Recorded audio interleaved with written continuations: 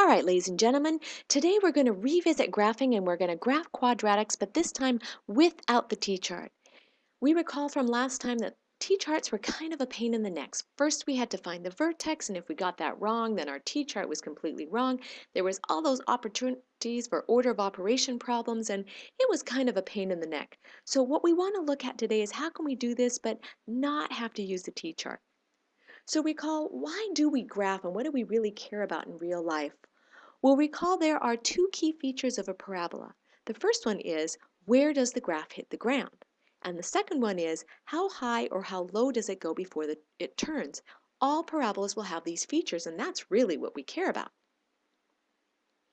So what are the solutions? If we're asked to solve a quadratic, which is what we did last class, we knew that we were finding the roots, the x-intercepts, the zeros, because as in ground zero, that's where the ground is.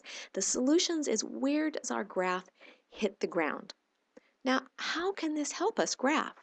Well, if I know where the graph hits the ground, and I know that the line of symmetry is exactly between where it hits the ground, then I can take that line of symmetry, substitute in the x value, and I can find the vertex. Since those are the key features of a parabola, I don't need anything else. And I can just eyeball my parabola in between there.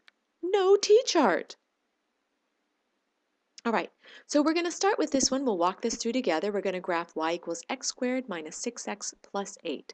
We recall from last class that we want to take y first and change it to 0 because we know that it hits the ground where y is equal to 0. That's where our x-intercepts are. We also recall that we can factor out this quadratic, and if we set each factor equal to 0 and solve for x, we will find the value of x where the graph hits the ground. So there on your notes, you have an x guide with the x box so that you can factor these out. So we're going to pause here, you're going to factor them out, and you're going to find the zeros. You can help each other out, and then we'll come back and reveal the answer. All right, if we factor this correctly, you should have had the factors of x minus 4 and x minus 2. Then when you set each one equal to 0, because recall, we are multiplying two parentheses together to get 0. That means inside the parentheses, the values have to equal 0 in order to multiply together to get 0. So what value do we put in for x to x minus 4 equals 0? Well, that's a positive 4. We also get a positive 2. So do recall that it will be opposite the value of the number inside your parentheses in general. So now we know that our roots are positive 4 and positive 2. Those are our solutions. And we're going to plot those on our graph, 4 and 2. Now when we look at that, we know because parabolas are symmetric, our line of symmetry is exactly in the middle between that, and we can see that that's going to be x equals 3. And there it is.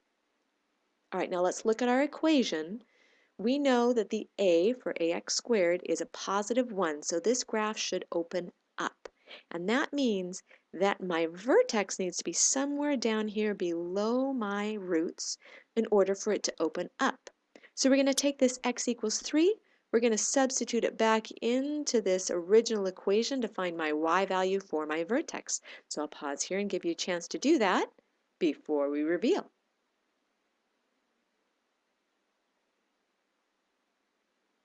All right, if we've done that correctly, we should have that the vertex is negative 1. So input was 3, output's negative 1, and that's exactly where we thought it would be, somewhere there below.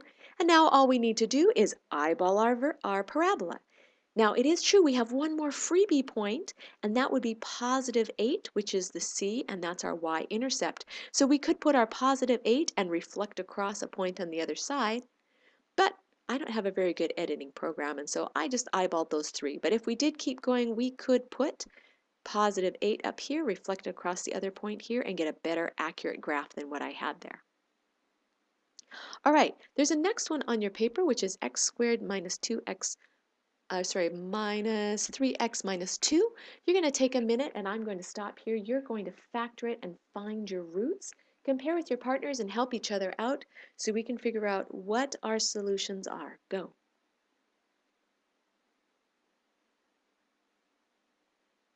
All right, we'll double check this. You should have as your roots you had positive 3 and negative 1. Positive 3 and negative 1 is where our graph hits the ground. So we'll put those on our graph. There we go, negative 1, positive 3, and we go right into the center, and we find our line of symmetry is positive 1. So now we can substitute that back in for our vertex, and if we've done this correctly, we should have our vertex as 1, negative 4. And of course, that makes sense because we know our graph is going to open up, and so our vertex had to be below those below those roots. And now we can eyeball our parabola in there, and there it is, opening up. Now remember, my editing program isn't so good here. I was doing this by hand. There is one more freebie point, which is negative 3 as our y-intercept. So my graph technically should have crossed here and here. I'm off just a slight bit with my program because we do have that third freebie point to help us out. All right, now we're going to do our last one. This is a tricky one. Everything we've had up till this point has opened up. Now, what do we do if we have a parabola that opens down? We have never factored a negative graph before. And so the key here is we are going to first factor out a GCF of negative 1.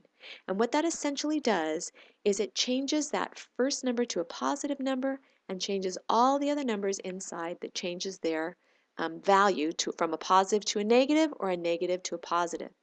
What that does is it gives us, basically we're saying, look, we know that this is a negative graph. We're just going to take that negative out and hold it to the side so that we have something inside the parentheses that we know how to factor. We know how to factor a positive value.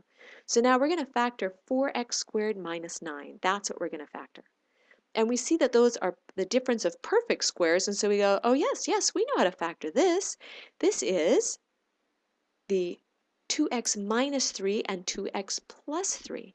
Now, we're going to set the factors inside these parentheses equal to 0, just like we did before. We are essentially ignoring this negative 1. We're saying, yeah, we know it opens down. We're still looking at the parentheses. So we're going to get positive 1.5 and negative 1.5. And those are going to be our roots. Okay, so we're going to plot those on our graph. 1.5 and negative 1.5. We're just going to eyeball them.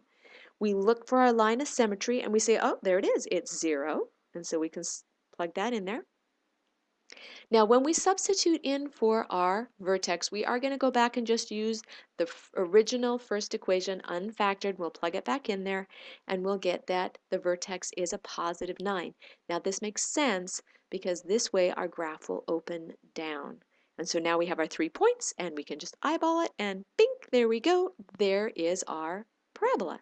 So, using our factors, we can find the roots, find our line of symmetry, plug in our vertex, and voila, no t-chart needed. So the only trick here is to factor out a GCF of negative 1 if it is a negative parabola.